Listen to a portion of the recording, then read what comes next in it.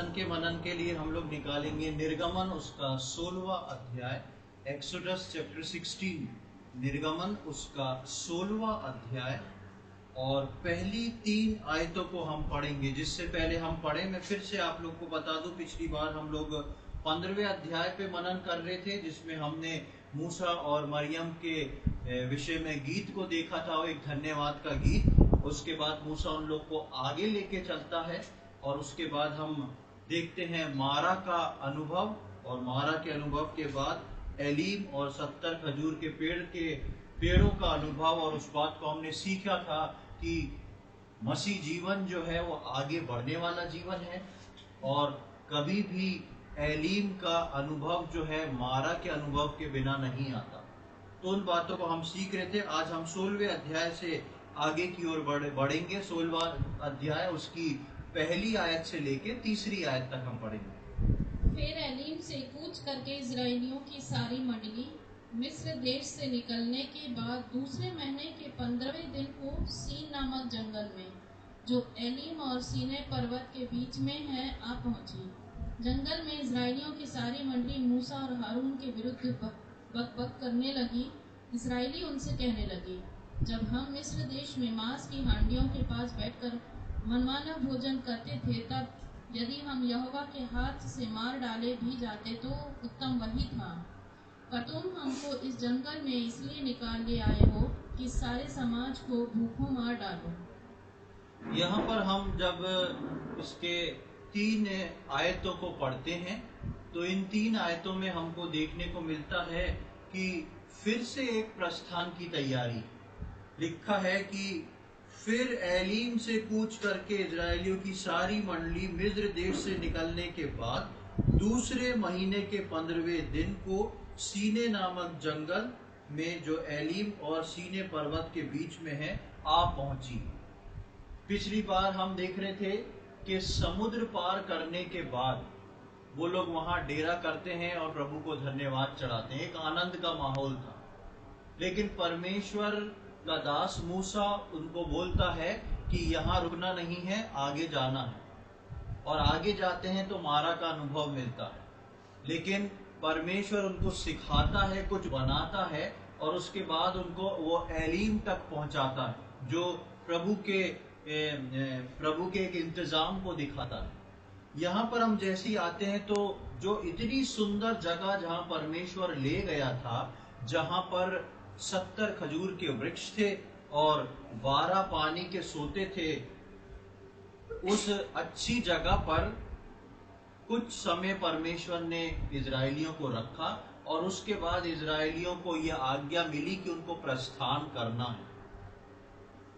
ये बात फिर से हमको इस बात को दोहराती है कि मसीह जीवन जो है वो परिस्थितियां चाहे अच्छी हो चाहे खराब हो, एक आगे बढ़ने वाला जीवन जो है वो है मसीह जीवन।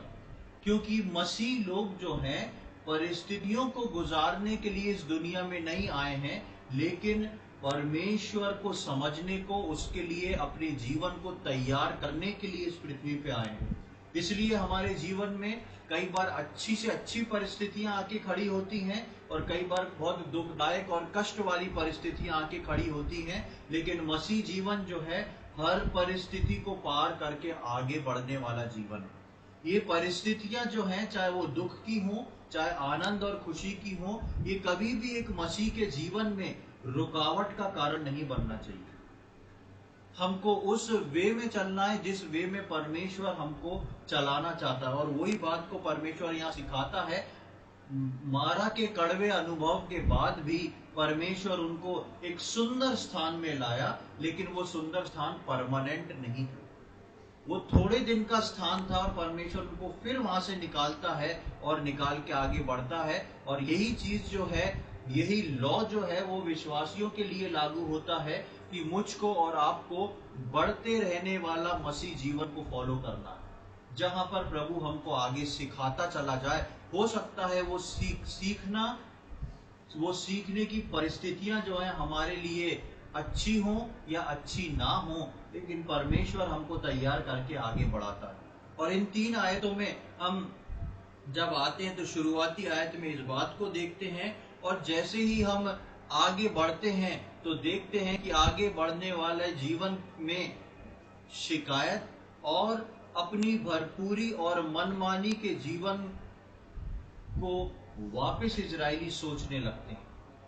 वहां पर इजरायली जो है फिर से एक बात को लेके आते हैं और वहां पर हम देखते हैं दूसरी आयत में, जंगल में इजरायलियों की सारी मंडली मूसा और हारून के विरुद्ध बकबक करने लगी। हम दो तीन बार से हमेशा इस बात को देख रहे हैं कि ये इजरायली जो है वो बहुत बुद्धिमान है। इनको मालूम है परमेश्वर क्या है, और परमेश्वर जो समुद्र खोल सकता है, परमेश्वर जो मिस्रियों को मार सकता है, वो परमेश्वर हमारी भी हालत खराब कर सकता है। इसलिए जब कुछ ऐसी चीज आती है तो ये सारे इजरायली जो हैं वो मूसा और हारून को जाके पकड़ लेते। सीधे परमेश्वर को नहीं बोल रहे, लेकिन इनडायरेक्टली वो परमेश्वर को ही बोल रहे। लेकिन पकड़ किसको रहे हैं? जो सामने है मूसा और हारून, जो उनकी अगुवाई कर रहे हैं। और वो लोग आकर, यहाँ पर लिखा है दूसरी आयत में, जंगल में इजरायलियों की सारी मंडली मूसा और हारून के विरुद्ध बकबक करने लगी। इजरायली उनसे कहने लगे, जब हम मिस्र देश में मांस की हांडियों के पास बैठकर मनमाना भोजन करते थे, तब यदि हम यहोवा के हाथ से मारे डाले भी जाते तो उत्तम वही था। उत्तम वही था। क्या उत्तम था? कि जहां पर हम थे वहां पर क्या था? हांडी भाजी वाजी की नहीं थी। हांडी जो थी दाल भाजी खिचड़ी की नहीं थी। हांडी गाय की थी, मांस की हांडी थी। और उसके बाजू में बैठना एक बहुत सुखद एहसास है कि नहीं? जो खाना बनाने के शौकीन और खाना खाने के शौकीन है वो जानते हैं इस चीज को, कि मांस की हांडी के बाजू में बैठ के उसको भूंजना और तैयार होने के बाद उसको खाना एक सुखद एहसास है। इन लोगों को भले ही परमेश्वर ने 70 खजूर के वृक्ष दे दिए, मीठे जल के 12 सोते दे दिए, वहां से जैसे ही निकल रहे हैं तो याद क्या आ रहा है? वो मांस की हांडी के बाजू में बैठ के उसको पकाना, उसको खाना, उसको एंजॉय करना। और उसके साथ साथ एक चीज और लिखी हुई है, हांडी के पास बैठकर मनमाना भोजन करते थे। और लिखते हैं, आप उन लोगों का हियाव देखिए, उनके अंदर की शारीरिकता की सामर्थ्य देखिए, कि वो बोलते हैं वो मृत्यु कबूल थी अगर हांडी के पास भूनते हुए परमेश्वर मार देता था। उनके शारीरिकता का भाव जो है वो कितना अधिक था, आप सोच के देखें। दिन भर गुलामी में थे वो लोग, जो थे दिन भर गुलामी में थे, मार खाते थे, लहू बहता था भट्टों में, वो उनकी खाल जो थी कई बार जल जाती थी।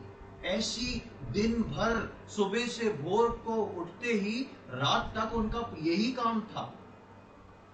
लेकिन रात में जब वो आते थे तो 1-2 घंटे जो अपनी हांडी के बाजू में बैठते थे, वो बोलते हैं वो गुलामी भी कबूल, वो सब अच्छा समय, जो बुरा समय अच्छा समय जैसा भी था, पर हम मन माना खाते थे, चैन से बैठते थे, अपना खाना बनाते थे और बैठ के चैन से मन माना खाते थे।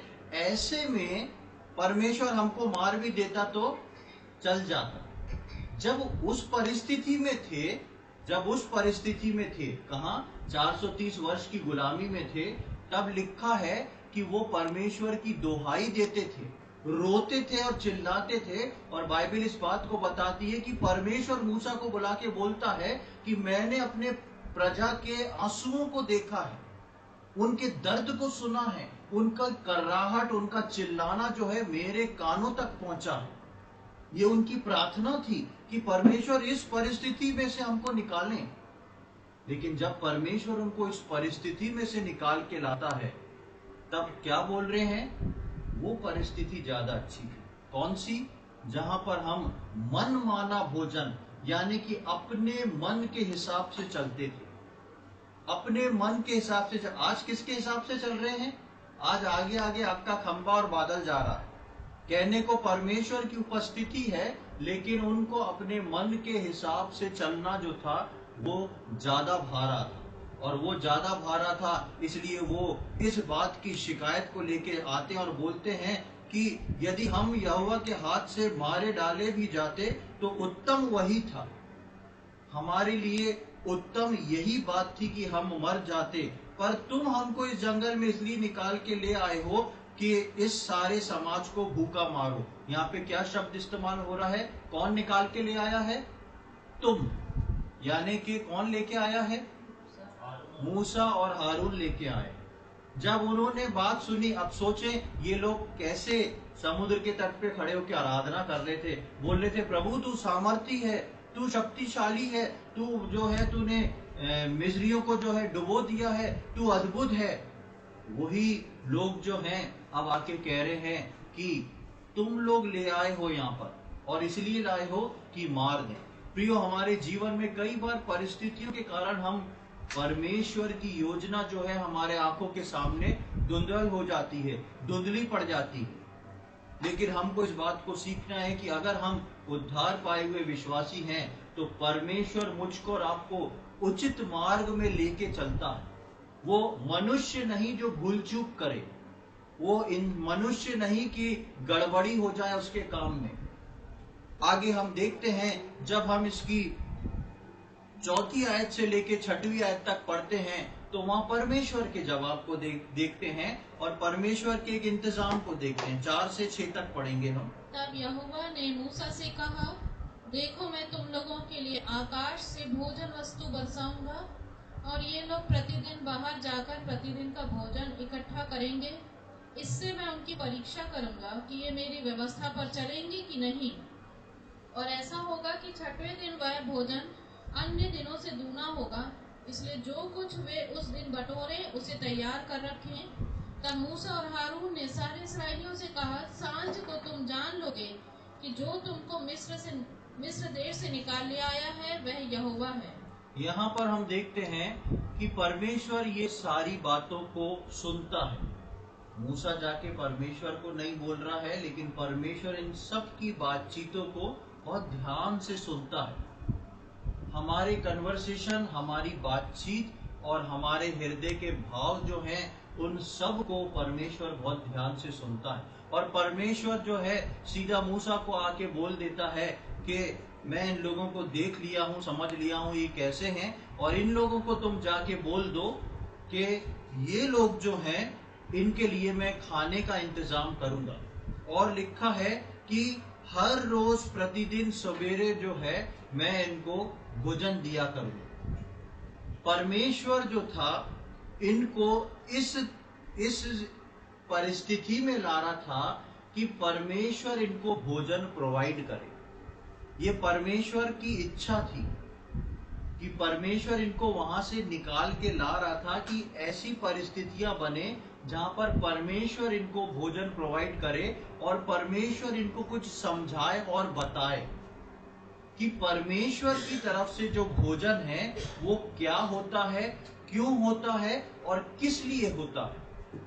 हम देखते हैं कि यहाँ पर परमेश्वर उनको बोलता है कि सुबह के समय जो है मैं तुमको भोजन वस्तुएं दिया करूंगा, स्वर्ग से तुम्हारे लिए गिराऊंगा बारिश की तरह। और 6 दिन तक तो मैं गिराऊंगा और 7वें दिन नहीं गिराऊंगा, और 6 दिन उसका भाग दुगना रहेगा। 6वें दिन जो है उसका भाग दुगना रहेगा, क्योंकि 7वां दिन जो है वो सप्त का दिन है, विश्राम का दिन है। तो 7वें दिन तुम लोग बटोरने मत जाना, 6वें दिन ही तुमको इतना मिल जाएगा कि तुम उसको 7वें दिन चला सको। और उसके कई नियम और शर्तें थे। उन नियम और शर्तों को हम देखेंगे। पहले हम इस चीज को देखेंगे कि परमेश्वर ने किस चीज को उन लोग के मध्य में उन लोगों के लिए रखा हुआ था। इसकी 14वीं और 15वीं आयत में आ जाएं, वहां पर उसका जिक्र है कि परमेश्वर ने क्या दिया उनको। और जब ओस सूख गई तो वे क्या देखते हैं कि जंगल की भूमि पर छोटे छोटे छिलके आले के किनको के समान पड़े हैं। यह देखकर इस्राएली जो ना जानते थे कि ये क्या वस्तु है, वे आपस में कहने लगे, यह तो मन्ना है। तब मूसा ने उनसे कहा, यह वही भोजन वस्तु है जिसे यहोवा तुम्हें खाने के लिए देता है।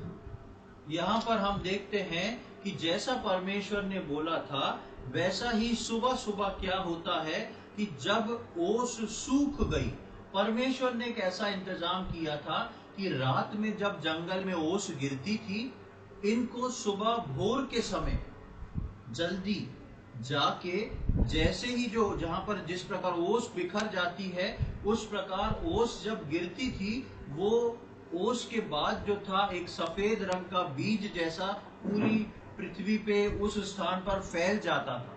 और जब वो फैल जाता था तो वो एक सफेद रंग का था। उनको, इन लोगों को उसको इकट्ठा करके लाना था, और इकट्ठा करके जब ये लोग लेके आते हैं तो लिखा है जंगल की भूमि पर छोटे छोटे छिलके पाले के किनकों के समान पड़े। ये देखकर इजरायली जो ना जानते थे कि ये क्या वस्तु है, आपस में कहने लगे ये तो मन्ना है।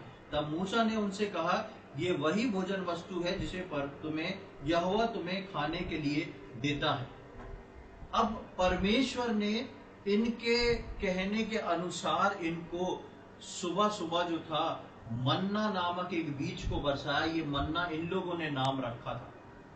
मन्ना जो है वो एक तरह से रोज मिलने वाली रोटी है, और ये मन्ना जो है इसको गिराया गया परमेश्वर की ओर से। और इसके बारे में हम और देखते हैं गिनती की किताब उसका 11वां अध्याय, नंबर्स चैप्टर 11, गिनती की किताब उसका 11वां अध्याय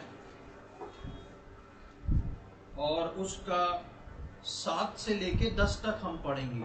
नंबर्स चैप्टर 11 वर्सेस 7 to 10। उसी में थोड़ा सा आगे आप बढ़ जाएंगे तो गिनती आ जाएगा। गिनती की किताब उसका 11वां अध्याय और उसकी 7वीं आयत से लेके 10वीं आयत। मन्ना तो धनिये के समान था और उसका रंग रूप मोती का सा था। लोग इधर उधर जाकर उसे बटोरते और चक्की में पीसते या ओखली में कूटते थे, फिर तसले में पकाते और उसके फुलके बनाते थे। और उसका स्वाद तेल में बने हुए पुए के समान था। और रात को जब छावनी में ओस पड़ती थी तब उसके साथ मन्ना भी गिरता था। और मूसा ने सब घरानों के आदमियों को अपने अपने डेरे के द्वार पर रोते सुना, और यहोवा का क्रोध अत्यंत भड़का और मूसा को भी बुरा मालूम हुआ। हाँ, यहाँ पर हम जब इस गिनती में आते हैं तो यहाँ मन्ना के बारे में पढ़ते हैं कि मन्ना जो था वो था क्या, उसका विवरण दिया हुआ है। वहां पर लिखा है मन्ना तो धनिये के समान था और उसका रंग जो था वो मोती के समान था। कौन सा धनिया? हम जो खाने के लिए खड़ा धनिया यूज करते हैं, हरे रंग का खड़ा धनिया हम लोग यूज करते हैं, उस धनिये का जिक्र है यहाँ पर। ये मन्ना जो था एक धनिये के समान बीज था, पर ये धनिया के समान जैसा हमारा धनिया चारों तरफ से बंद रहता है वैसा नहीं था। ये एक शैल के समान, जैसे एक सीप होती है, इस प्रकार के शेप का था। मतलब एक तरफ गड्ढा और दूसरी तरफ ऐसा उभरा हुआ हिस्सा, इस प्रकार का। लेकिन इसका शेप जो था वो धनिये का आकार और धनिये के जैसा था। उसके बाद हम देखते हैं कि लोग इधर उधर जाके उसको बटोरते, चक्की में पीसते या ओखली में कूटते थे और फिर तसले में पकाते और उसके फुलके बनाते थे, और उसका स्वाद तेल में बने हुए पुओं के समान था। ये परमेश्वर जो था वो इस मन्ना को रोज सवेरे गिराता था, और इन लोगों को जाके इस चीज को सुबह बटोरना पड़ता था। अपने अपने हिसाब से जितनी खुराक है, जितने परिवार के लोग हैं, उसके हिसाब से इन लोगों को जाके उसको बटोर के लाना पड़ता था। और ये मन्ना जो था, क्यों परमेश्वर ने इस मन्ने को गिराया, क्यों परमेश्वर ने इनको हर रोज इस मन्ने को खाने को दिया? क्योंकि ये मन्ना जो था वो प्रभु यीशु मसीह को रिप्रेजेंट करता है। ये मन्ना जो है वो यीशु मसीह को बताता है। कैसे बताता है? आप देखेंगे कि ये मन्ना जो है, इसके विषय में लिखा हुआ है कि इसका रंग जो है वो मोती के समान उज्जवल और सफेद था। प्रभु यीशु मसीह जो है हमारे लिए पवित्र और धर्मी था। हमारे लिए प्रभु यीशु मसीह जो है पवित्र, सफेद रंग जो है होलीनेस को बताता है, पवित्रता को बताता है। और इस प्रकार प्रभु यीशु मसीह जो है वो मेरे और आपके लिए इस दुनिया में आया, और लिखा है वो लोग उसको बटोरते थे, और बटोर के क्या करते थे? उसको चक्की में पीस देते थे। बटोर के उसको चक्की में पीसते थे और ओखली में कूटते थे। प्रभु यीशु मसीह जो है वो मेरे और आपके लिए जब इस पृथ्वी पे आया, इस दुनिया में आया, तो वो उस चक्की के अंदर एक प्रकार से पीस दिया गया। हम परमेश्वर के वचन में देखते हैं, यशायाह नबी की किताब इस प्रकार बोलती है कि परमेश्वर को ये भाया कि वो अपने पुत्र को कुचल दे। ओखली में कोई चीज को कुचला जाता है, परमेश्वर ने प्रभु यीशु मसीह को कुचले जाने को दे दिया, उसको मारा गया, उसको पीसा गया। और उसके बाद लिखा है कि उसको फिर वो पकाते थे और उसका स्वाद जो था तेल में बने हुए पुओं के समान हो जाता था। उसका स्वाद जो था वो मिठास से भर देने वाला स्वाद था। जब प्रभु यीशु मसीह इस दुनिया में आया, वो मेरे और आपके लिए इसी प्रकार आया। वो मारा गया, वो गाड़ा गया, वो पीस दिया गया, वो कुचल दिया गया।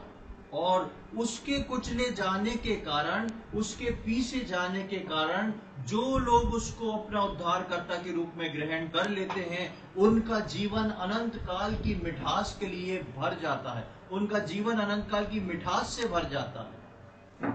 वो था प्रभु यीशु मसीह। और एक आयत को हम देखेंगे, भजन संहिता उसका 72वां अध्याय और उसकी 6वीं आयत, साम्स चैप्टर 72 वर्स 6। भजन संहिता 72 अध्याय उसकी 6वीं आयत। वह घास की खूंटी पर बरसने वाले मेह और भूमि सींचने वाली झड़ियों के समान होगा। ये जो है 72वां भजन जो है वो मैसियानिक साम है, यानी कि प्रभु यीशु मसीह के बारे में लिखा हुआ ये भजन है। और इस भजन के जब हम 6वीं आयत में आते हैं तो लिखा है, वो घास की खूंटी पर बरसने वाली मेंह और भूमि सींचने वाली झाड़ियों के समान होगा। ये मन्ना जो था वो घास पे बरसने वाली मेंह बन के आया था। पुराने नियम में जो मन्ने के बारे में हमने पढ़ा, ये घास में बरसने वाली मेंह के समान बन के आया था और सींचने वाली झाड़ियों के समान होगा। लिखा है वहां पर पुराने नियम में, अभी हमने पढ़ा, ओस की बूंदे जो थी वो इसमें बदल जाती थी। ओस की बूंदों जब हटती थी तो ये निकलता था। ये प्रभु यीशु मसीह के लिए लिखा हुआ है। और इसी प्रभु यीशु मसीह को परमेश्वर पुराने नियम में इजरायलियों को सिखाना शुरू कर रहा था, इसको कैसे हर रोज लेना है अपने जीवन में। उस जंगल की यात्रा में छुटकारे के बाद परमेश्वर ने इजरायलियों को इसलिए मन्ना दिया था क्योंकि ये मन्ना जो था नए नियम की कलीसिया और आगे आने वाले समय के लिए यीशु मसीह का एक पिक्चराइजेशन था। ये मन्ना जो हर रोज परमेश्वर ने बोल दिया था कि पेट भरना है तो इसको सुबह उठ के लेना जरूरी है। और आज भी मेरे और आपके जीवन में हमारा जीवन जो है वो भोजन से नहीं, लेकिन एक उद्धार पाए हुए विश्वासी का जीवन जो है परमेश्वर के वचन से चलता। आगे हम एक और आयत को देखेंगे, भजन 129 साम्स 129 और उसकी 3री आयत, साम्स 129 वर्स 3। वहां पे देखें क्या लिखा हुआ। हलवाहों ने मेरी पीठ के ऊपर हल चलाया और लंबी लंबी रेखाएं की। यहाँ पर हम देखते हैं 129 जो है ये भी मैसियानिक साम्स है, एक मसीह भजन है जो प्रभु यीशु मसीह को बतलाता है। और यहाँ पर प्रभु यीशु मसीह के बारे में लिखा हुआ है, वहाँ हलवालों ने मेरी पीठ के ऊपर हल चलाया और लंबी लंबी रेखाएं की। हम देखते हैं यशाया में, उसके मार खाने से, उसके कोड़े खाने से हम चंगे हुए हैं। और जब प्रभु यीशु मसीह को कोड़े लगा के कलवरी क्रूस की ओर ले जाया जा रहा था तो उसकी पीठ जो थी पूरी तरह धारियों से बन गई थी।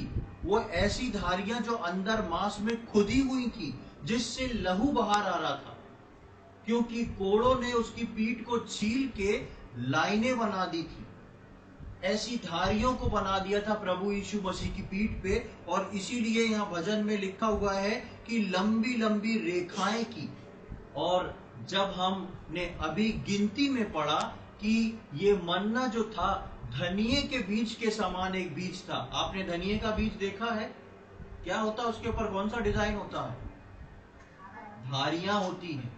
उस धनिये के बीज के ऊपर आप ध्यान से देखेंगे तो ऊपर से नीचे लाइनें खिंची रहती हैं।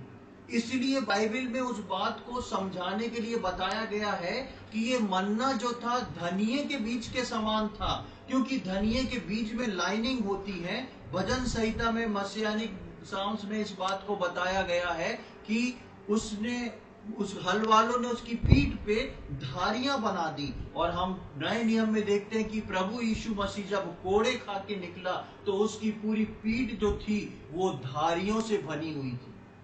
हर वो चीज परमेश्वर इजरायलियों को जो दे रहा था वो इस बात के प्रतीक के रूप में दे रहा था कि आने वाले समय में मैं पूरी दुनिया के लिए अपने इकलौते पुत्र को देने वाला हूं। जो अननोइंगली इजरायली लोग इस मन्ना को बटोर के खा रहे थे, ये मन्ना जो था वो प्रभु यीशु मसीह को रिप्रेजेंट करता है।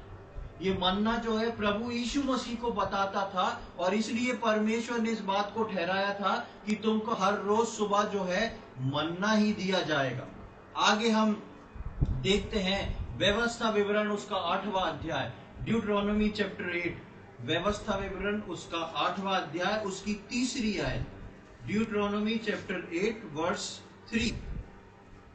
उसने तुझको नम्र बनाया और भूखा भी होने दिया, फिर वह मन्ना जिसे ना तू और ना तेरे पुरखा ही जानते थे वही तुझको खिलाया, इसलिए कि वह तुझको सिखाए कि मनुष्य केवल रोटी ही से नहीं जीवित रहता, परंतु जो जो वचन यहोवा के मुंह से निकलते हैं उन्हीं से वह जीवित रहता है।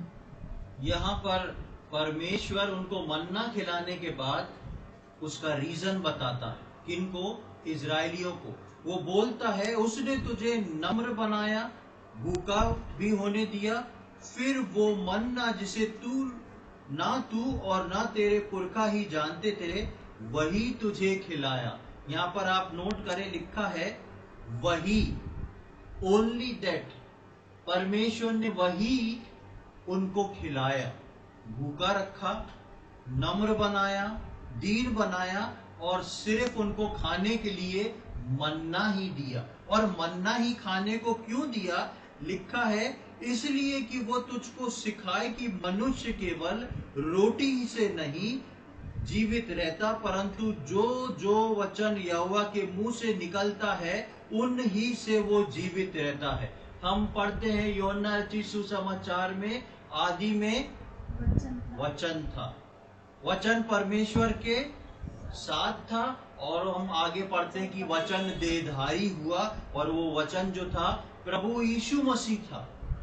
और परमेश्वर जो था वो निर्गमन में इन लोगों को इस बात को सिखा रहा था कि बेटा ये मन्ना ही तुमको बटोर के खाना है। ये मन्ने का रूप, ये मन्ने का रंग, ये मन्ने का स्वाद, ये मन्ने की क्वालिटी जो है वो मेरे इकलौते पुत्र को रिप्रेजेंट करती है, और आगे आने वाले समय में मैं इसको भेजूंगा। इसलिए परमेश्वर ने मन्ने को बरसाया, और इसी कारण से परमेश्वर ने मन्ने के विषय में इतनी सारी चीजों को लिखा है कि ये क्या था, किस प्रकार का था, कैसा था, खाने में कैसा था, कैसे पकता था, इसका रंग कैसा था, इसका रूप कैसा था, इसमें धारियां कैसी थी। हर चीज को परमेश्वर ने क्यों बताया? क्योंकि परमेश्वर इस बात को इजरायलियों को सिखा रहा था कि मनुष्य केवल रोटी से नहीं जीवित रहेगा, लेकिन हर एक वचन जो परमेश्वर के मुंह से निकलता है। और परमेश्वर का जो वचन है वो प्रभु यीशु मसीह। प्रियो, आज मेरे और आपके जीवन में भी परमेश्वर ने अपने वचन को देहधारी करके दिया, अपने इकलौते पुत्र प्रभु यीशु मसीह को दिया। परमेश्वर को ये भाया कि वो अपने पुत्र को कुचल के दे।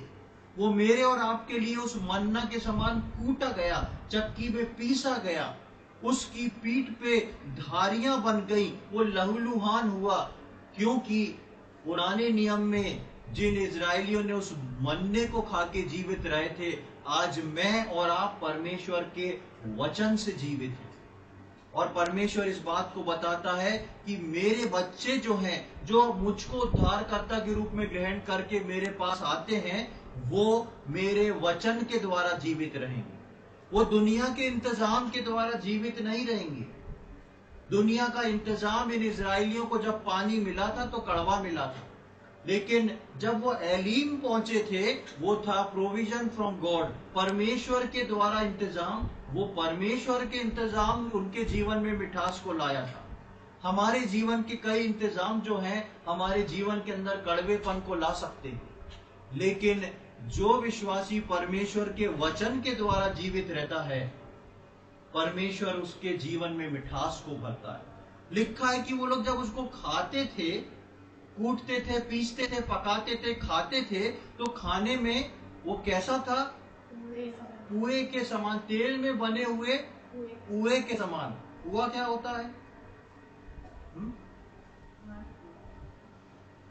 मालपुआ बोला जाता है, पर पुआ जो है वो पुआ जो है वो एक स्वीट डिश है, एक मीठी चीज है जो कि बहुत मीठी है, शायद चाशनी या दूसरी शक्कर से, जो भी चीज से भरी हो, लेकिन एक स्वीट डिश में आती है। उसके समान मिठास से भर जाने वाली चीज थी वो। अब इसके बारे में हम कुछ खासियत को देखते हैं। परमेश्वर ने इसके लिए उन लोग को बोला था कि तुम्हें सुबह उठना है और सुबह उठ के अपने परिवार के लिए इसको इकट्ठा कर लेना है, क्योंकि अगर तुम देरी से उठे तो क्या होगा? देखें उसको, निर्गमन उसके 16वें अध्याय की 21वीं आयत को पढ़ें। Exodus chapter 16 verse 21। वे भोर को प्रतिदिन अपनी आवश्यकता के अनुसार खाने के लिए बटोर लेते थे, और जब धूप कड़ी होती थी तब वह गल जाता था। ये सुबह उठाना जरूरी था। ये मन्ना जो है वो सुबह उठाना जरूरी था, क्योंकि जब अगर धूप निकलना शुरू हो गई तो ये गल के गायब हो जाता था, यानी कि पिघल जाता था। अब जिस भोर का यहाँ पर जिक्र किया गया है, ये भोर का समय क्या था? जिस भोर का जिक्र किया गया है, ये भोर का समय क्या था? ये भोर का समय जो था वो रात का अंतिम पहर, यानी कि सुबह 4 बजे से लेके 6 बजे तक का समय था। भोर का समय सुबह 4 बजे से लेके 6 बजे तक का समय था, भोर का समय। और इस भोर के समय में उनको जाके इकट्ठा करना था। यदि किसी दिन चूक गए इकट्ठा करने को चूक गए और थोड़ी सी धूप निकल गई तो क्या होगा?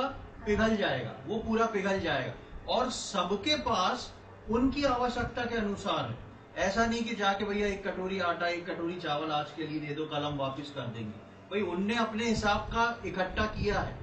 और परमेश्वर का वचन बताता है, आप आदि 16वें अध्याय को पूरा अच्छे से पढ़ेंगे, कि कुछ लोग तो ऐसा सोचते थे पता नहीं परसों मिलेगी नहीं, कल मिलेगी नहीं, तो क्या 1 किलो की जगह 2 किलो भर लेते थे।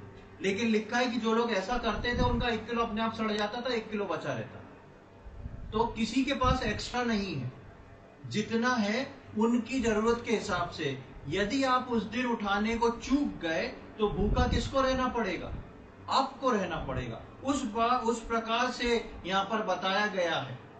अब ये मन्ना जो है ये परमेश्वर का वचन है, और इस परमेश्वर के वचन को जब हम लेने आते हैं तो बाइबल कौन सा समय बता रही है?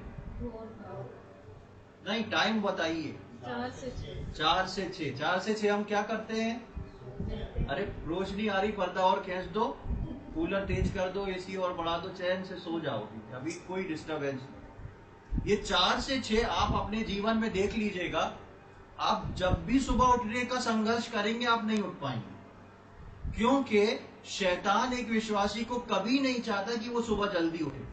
क्योंकि ये 4 से 6 का समय जो है वो बहुत सीक्रेट समय है, बहुत खास समय। आप देखेंगे अदन की वाटिका में परमेश्वर जब आदम और हवा से मिलने आता था, दिन का ठंडा समय बताया गया है। वो टाइम जो था वो 4 से 6 बजे के बीच का था। उस समय परमेश्वर आता था मिलने को, बात करने को। उस समय परमेश्वर आता था मिलने को और बात करने को। आप परमेश्वर के दासों को देखेंगे और आप प्रभु यीशु मसीह को देखेंगे तो लिखा है पूरी रात प्रार्थना करता था और भोर को ही उठ के प्रार्थना करने चला जाता था। पता नहीं वो सोता कब था। हम लोग के समय का आजकल लाइफस्टाइल इतना है कि हम रात में तो जग लेते हैं बहुत देर तक, जितना हो सके रात में जग लिया, लेकिन सुबह नहीं उठना चाहते। लेकिन प्रियो, आप कोई भी अपना टाइम टेबल बना सकते हैं परमेश्वर के वचन को पढ़ने के लिए, लेकिन आप ध्यान रखें, आपको कुछ अगर एक्स्ट्रा पाना है तो आप आजमा के देख लें सुबह 4 बजे से 6 बजे तक के समय में। आपको अगर कुछ एक्स्ट्रा पाना है तो आप इस टाइम में बहुत कुछ एक्स्ट्रा लेके जा सकते हैं, क्योंकि ये खास समय था परमेश्वर के लोगों के लिए दिया हुआ। परमेश्वर ने यूं ही नहीं बोल दिया था।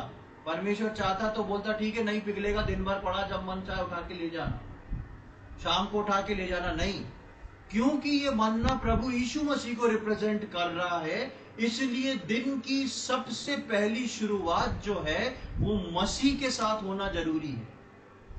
वही मसीह जो मुझको और आपको हर दिन जीवित रखेगा और हर दिन चलाएगा। उस मसीह को सुबह जाके सबसे पहले लेके आना हमारे लिए बहुत आवश्यक है। इसलिए परमेश्वर ने इस बात को रखा था कि सुबह उठ के उस जगह पर जाना और अपने लिए बटोर लेना। एक आयत को और हम देखेंगे, नीति वचन उसका 8वां अध्याय उसकी 17वीं आयत, प्रोवर्ब्स चैप्टर 8 वर्स 17। नीति वचन 8वां अध्याय उसकी 17वीं आयत। जो मुझसे प्रेम रखते हैं उनसे मैं भी प्रेम रखती हूँ, और जो मुझको यत्न से तड़के उठकर खोजते हैं वे मुझे पाते हैं। ये बुद्धि के विषय में नीति वचन में लिखा हुआ है, जो मुझसे प्रेम करते हैं और जो मुझको ढूंढते हैं। और वहां पे टाइम दिया है, क्या टाइम दिया? दोपहर में 3 बजे के बाद, 12 बजे के बाद है, तड़के उठ के। तड़के उठना क्या है? तड़के उठना जो है वो 4 से 6 का है। आपको अगर परमेश्वर के वचन में से कुछ उत्तम अपने लिए निकालना है, पूरा परमेश्वर का वचन उत्तम है, आपको परमेश्वर के वचन से अपने लिए कुछ खींच के निकाल के लाना है, आपको कीमत को चुकाना पड़ेगा। आपको उस कीमत को चुकाना पड़ेगा। आपको सुबह उठ के सबसे पहले परमेश्वर के वचन को लेना पड़ेगा। परमेश्वर ने इन इजरायलियों के अंदर क्यों ये आदत डाली? परमेश्वर कभी भी दे सकता था। परमेश्वर ने उनको 70 खजूर के वृक्ष के पास पहुंचा दिया था और वहां पर 12 पानी के सोते थे। 12 पानी के सोते पूरे समय बह रहे हैं और 70 खजूर के वृक्ष में खजूर भी लगे हुए हैं, लेकिन परमेश्वर क्यों वहां से निकाल के आगे ले गया? ताकि वो परमेश्वर के वचन को अपने अंदर लेना सीखे। इसलिए व्यवस्था विवरण 8 में हमने पढ़ा कि मैंने तुम्हें भूखा भी रहने दिया और मैंने तुम्हें नम्र और दीन किया और तुमको सिर्फ मन्ना ही दिया, ताकि तुम समझ सको कि मनुष्य केवल रोटी से नहीं लेकिन परमेश्वर के हर एक वचन के द्वारा जीवित रहेगा। परमेश्वर अपने वचन को बहुत महत्व देता है और इस कारण से परमेश्वर ने अपने वचन के तहत यहाँ पर उनको ये सुबह का समय दिया कि इस सुबह के समय जाना, और अगर देरी करी तो उस दिन तुमको कुछ नहीं मिलेगा। प्रियो, इजरायलियों को परमेश्वर ने मन्ना कुछ बात को सिखाने और बताने को दिया, और आज परमेश्वर मुझको और आपको अपना वचन जो है कुछ बात को सिखाने को और बताने को देता है। ये परमेश्वर का वचन जो है वो एक बदलता हुआ वचन है। बदलता हुआ मतलब कैसा? आप इसको जिस टाइम पे पढ़ेंगे ये आपसे अलग तरीके से बात करेगा। आप ऐसा करके देख लीजिएगा। आप इसको जिस टाइम पे पढ़ेंगे, आप रात में पढ़ेंगे वो वचन आपसे कुछ और बात करेगा, आप उसी वचन को सुबह पढ़ेंगे वो वचन आपसे कुछ और बात करेगा, आप उस वचन को दोपहर में पढ़ेंगे वो कुछ और बात करेगा, क्योंकि ये परमेश्वर का जीविता वचन है। इसलिए परमेश्वर बार बार एक तरह से छुपे रूप में इस वचन को बार बार अपने लोगों के सामने लेके आता है कि मेरे बेटे मेरी बेटी, इसमें से कुछ रहस्यपूर्ण तुम निकालना चाहते हो तो उसका समय सुबह 6 से 4 है। हाँ, 4 से 6, 6 से 4 तो बहुत गड़बड़ हो जाएगा। सुबह 4 से 6 है, उसमें तुमको तैयार रहना बहुत जरूरी है, क्योंकि उस वक्त जो तुम पाओगे वो तुम्हारे लिए अद्भुत होगा। आप चाहे तो हर पहर पे एक वर्ष को पढ़ के देख लें वास्तव में ईमानदारी के साथ, तो आपको समझ में आएगा कि हर वर्ष जो है, हर पहर अलग बात करती है, क्योंकि ये परमेश्वर का जीविता वचन है। तो प्रियो, आज हम जिस प्रकार से जिन बातों को देख रहे थे, सबसे पहले हम देख रहे थे उस 16वें अध्याय की शुरुआत में कि वापस से मूसा जो था वो उनको उस जगह पे एलीम और बारक जो सोते थे उस जगह से वापस से निकाल के आगे की ओर ले गया। मसीह जीवन ठहराव का जीवन नहीं, चाहे परिस्थिति अच्छी हो चाहे खराब हो। मसीह जीवन आगे बढ़ने का जीवन। उसके बाद हमने देखा कि उन लोगों की शिकायत जो परमेश्वर के दासों के पास पहुंची कि वो कितने गलत बातों को बोलते हैं कि हमारा उस स्थान पे परमेश्वर हमको मार देता तो ठीक था जहां पर हम अपना मनमाना जीवन जी रहे थे। परमेश्वर नहीं चाहता कि मैं और आप मनमाने जीवन को जिए। परमेश्वर चाहता है कि हम उस जीवन को जिए जो परमेश्वर की ओर से मान्यता प्राप्त हो, जिसको परमेश्वर ने मान्य बना के आपके जीवन में ठहराया हो सकता है कष्टदायक हो, कठिन हो, लेकिन उस कष्ट और कठिन जीवन में भी जो परमेश्वर ने यदि आपके लिए चुना है तो वो एलीम के स्थानों को आपके जीवन में लेके आएगा, जहां पर आप अपने परमेश्वर में सामर्थ पाके उस मिठास को पाएंगे। और उसके बाद हमने देखा कि परमेश्वर ने उनके लिए आकाश से मन्ना को बरसाया, और वो मन्ना जो था वो प्रभु यीशु मसीह को रिप्रेजेंट करता है। जिस प्रकार वो धनिये का बीज था, जिस प्रकार उसके गुण थे, परमेश्वर ने अपने इकलौते पुत्र अर्थात अपने वचन को इजरायलियों को दिया, और वही परमेश्वर ने मुझको और आपको नए नियम की कलीसिया के लोगों को अपना वचन अर्थात प्रभु यीशु मसीह दिया। जिस प्रकार मन्ने को कुचला जाता था, पीसा जाता था, तोड़ा जाता था, पकाया जाता था, उस प्रकार प्रभु यीशु मसीह मेरे और आपके लिए मारा गया, तोड़ा गया, लहू बहाया गया और उसको कब्र में रख दिया गया। लेकिन तीसरे दिन वो जीवित हो उठा और उसने उस पर भरोसा, उस पर विश्वास करने वालों के जीवन में मिठास को भर दिया। ये परमेश्वर का वचन है जो मुझको और आपको दिया गया है। और चौथी बात हमने देखी कि उस वचन को लेने का भी एक समय है, उस वचन को लेने का भी एक समय है। और उसके साथ एक बात और जल्दी से बता के मैं समाप्त कर रहा हूं, उसको हम निकालेंगे नहीं, आप पढ़ सकते हैं। परमेश्वर ने, जो हमने शुरू में पढ़ा था, परमेश्वर ने कहा था 6 दिन तो तुम इकट्ठा करना और 7वें दिन तुमको इकट्ठे करने को बाहर नहीं जाना है, क्योंकि वो 7वां दिन जो है वो पवित्र किया हुआ दिन है, विश्राम का दिन है। इसलिए परमेश्वर 6वें दिन उनको दुगना मन्ना दे रहा है, और 7वें दिन उनको क्या करना था? विश्राम के दिन, विश्राम के दिन परमेश्वर के मंदिर में जाके उसको धन्यवाद चढ़ाते थे, परमेश्वर की स्तुति और आराधना करते थे, परमेश्वर को सारी बातों के लिए धन्यवाद देते थे। वो है विश्राम दिन। मेरे और आपके जीवन में भी आज जो विश्राम दिन है वो संडे का दिन है, जिसको हम मनाते हैं, परमेश्वर की आराधना करने को आते हैं। उस दिन हमको अलग करके रखा गया है उस पुराने नियम से, और हमको भी अपने जीवन में वो दिन जो है अलग करके रखना है। बेशक आज हम संडे के दिन बहुत सारे काम को कर लेते हैं, उसके लिए कोई मनाही नहीं है, क्योंकि हम नए नियम के विश्वासी हैं, लेकिन परमेश्वर का दिन अलग अपने जीवन में करके रखना बहुत जरूरी है। चाहे हम कितने भी व्यस्त क्यों ना हो, चाहे हम कितने भी समस्याओं से क्यों ना घिरे हो, चाहे हमारा मन अच्छा हो या ना हो, लेकिन विश्राम के दिन परमेश्वर के लिए अलग करना और उसको धन्यवाद चढ़ाना बहुत जरूरी है। और आज हम उस विश्राम के दिन प्रभु भोज में से भाग लेते हैं, प्रभु यीशु मसीह को स्मरण करके उसको धन्यवाद का बलिदान चढ़ाते हैं। इस प्रकार ये पुराने नियम में गिराया हुआ, इजरायलियों के लिए गिराया हुआ मन्ना जो है वो नए नियम के लिए एक पिक्चराइजेशन था, और उसको हम पूरी रीति से देखते हैं, उस पिक्चराइजेशन को पूरा होते हुए देखते हैं।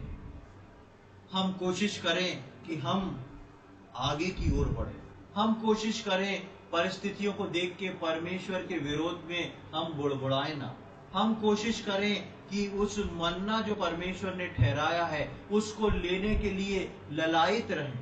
हम कोशिश करें कि उस मन्ने को हर सुबह इकट्ठा कर लें ताकि वो दिन भर के लिए हमको तरोताजा कर दे, और हम कोशिश करें कि प्रभु के लिए उसके विश्राम दिन को पवित्र माने, अलग रखें और उसमें अपने आप को अवेलेबल रखें परमेश्वर के लिए। परमेश्वर इन वचनों को समझने में हम में से प्रत्येक की सहायता करे। प्रभु के नाम की महिमा हो। आइए हम प्रार्थना करें। प्रभु जी, हम धन्यवाद देते हैं सुंदर समय के लिए। एक और बार आपने हम सबके जीवन में ये अवसर प्रदान किया कि इस रीति से प्रभु हम इकट्ठे होने पाए। प्रभु हम धन्यवाद देते हैं आज के वचन के लिए, जिस प्रकार हम मूसा की उस यात्रा को देख रहे हैं जो इजरायलियों को लेके चला। हम धन्यवाद देते हैं प्रभु कि आप उनको एलीम लाए और वहां से आगे की ओर बढ़ाए। प्रभु जी, हमने कई बातों को आपके वचन में सीखा है। आपके वो मन्ना का महत्व, वो विश्राम दिन का महत्व, वो आपके सम्मुख ना बुड़बुड़ाने का महत्व, और प्रभु जी आगे बढ़ने का महत्व। प्रभु हम प्रार्थना विनती करते हम सबके जीवन में प्रभु ये गुण आने पाए। प्रभु जी, आपका वचन में हमने देखा कि आपका वचन में लिखा है कि मैंने तुम्हें भूखा रहने दिया, मैंने तुम्हें नम्र और दीन किया। प्रभु हम धन्यवाद देते हैं, आप हम लोगों को भी अलग अलग परिस्थितियों में उस भूख और प्यास से निकाल के नम्र और दीन करते हैं, हमको सिखाते हैं, हमको बनाते हैं। हम धन्यवाद देते हैं प्रभु जी। प्रत्येक जितने लोगों ने आज ये वचन सुना है, आगे आने वाले समय में ऑनलाइन जो लोग सुनेंगे, हम एक एक व्यक्ति के लिए प्रार्थना करते हैं प्रभु जी। प्रभु आप हम में से प्रत्येक को मजबूती से संभालें, मजबूती से खड़ा करें प्रभु जी। हम आपके विरुद्ध बुड़बुड़ाने वाली भीड़ के समान ना हो, हम मसीह जीवन में आगे बढ़ने वाले लोग हों। हम प्रभु जी उस मन्ना को हर रोज अपने जीवन में बटोरने वाले हों, उस मन्ना को महत्व देने वाले हों प्रभु, और उस आत्मिक मन्ना को लेके हर दिन अपने जीवन के, हर दिन अपने दिन की शुरुआत में उसको सुबह लेके आगे बढ़ने वाले हो सकें, ऐसी हमारी विनती प्रार्थना है प्रभु। हम ऐसे हर व्यक्ति के लिए, हर विश्वासी के लिए प्रार्थना करते हैं जो अपने जीवन में कई प्रकार के संघर्ष में हैं, जो प्रभु जी सुबह उस मन्ना को नहीं बटोर पाते, जो प्रभु जी जाने अनजाने में बुड़बुड़ा देते हैं, जो प्रभु जी उस विश्राम दिन को पवित्र नहीं मान पाते हैं। प्रभु हम हर विश्वासी को आपके हाथों में सौंपते हैं प्रभु। सबकी उस कमी घटी को आप दूर करें प्रभु जी, और अपने उस मन्ना, अपने आत्मिक जीवन प्रभु यीशु मसीह की भरपूरी और ताजगी से भरें, ताकि आने वाले समय में प्रभु सब लोग मजबूती के साथ आपके सम्मुख खड़े होने वाले हो सकें, आपके आगमन के लिए तैयार होकर खड़े होने वाले हो सकें, अपनी दौड़ को पूरा करने वाले हो सकें। ऐसी हम प्रार्थना विनती करते हैं सब लोगों के लिए, एक एक लोग के लिए प्रभु। हम इन अंत के दिनों में विशेष अनुग्रह मांगते हैं, आपकी विशेष दया को मांगते हैं प्रभु जी। आप साथ हों, आप सहायता करें प्रभु। और यदि कोई निर्णय लेता है प्रभु कि वो उस भोर के समय उठ के आपके उस मन्ना को बटोरेगा, उन वचनों को लेगा प्रभु, हम ऐसे हर व्यक्ति के लिए प्रार्थना करते हैं प्रभु जी। प्रभु उसमें शैतान कोई अड़ंगा ना अड़ाने पाए, और प्रभु वो उसमें कामयाब हो सके। वो उस भोर के समय उठ के प्रभु जी आपके वचनों को लेके प्रभु जी आगे बढ़ने वाले हो सके, ऐसी हमारी विनती प्रार्थना है प्रभु। आपने हमारी प्रार्थना को सुन लिया, उसके लिए हम धन्यवाद देते हैं। ये सारी बातें अपने उद्धारकर्ता प्रभु यीशु मसीह के पवित्र और मीठे नाम से मांगते हैं, आमीन।